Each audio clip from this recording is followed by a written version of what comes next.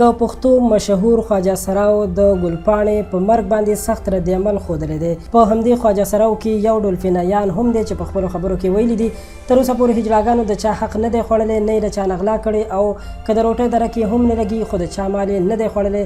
خپله یې په ځان باندې ولږه تېره کړې ده، خو د هیڅ چا مال دولت ته یې زړه نه دی ښه کړی. نو بیا ولې موږ سره داسې ظلم روان دی؟ ډولفین ایان وایي چې اوس موږ هیڅ چا ته نه یو یاد، خو چې کله یې د مطلب ورځې راشي او ووټونه غواړي بیا به هر څوک وعدې کوي چې ستاسو حفاظت به کېږي. خو هغه وایي چې زموږ ډېر ملګري ووژل شول او زموږ تپوس ونه شو، نو موږ ولې بیا خپل حکومت سپورټ کو چې موږ لا تحفظ نشي راکولی.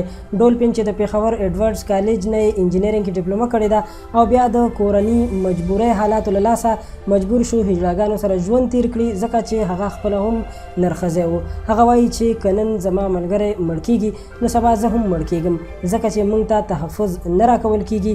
د هغه نورو ملګرو هم په دې باره کې ډېر د خفګان او افسوس اظهار کړی دی او د حکومت نه یې غوښتنه کړې ده چې زر تر زره دې د ګل پاڼې قاتلان ونیول شي او امتیازي سلوک دې بند کړی شي چې نورو خلکو ته په ښه نظر کتل کېږي او نرښځیانو ته په یو داسې سپک نظر باندې کتل کېږي چې دا یو سپکه طبقه ګڼل کېږي.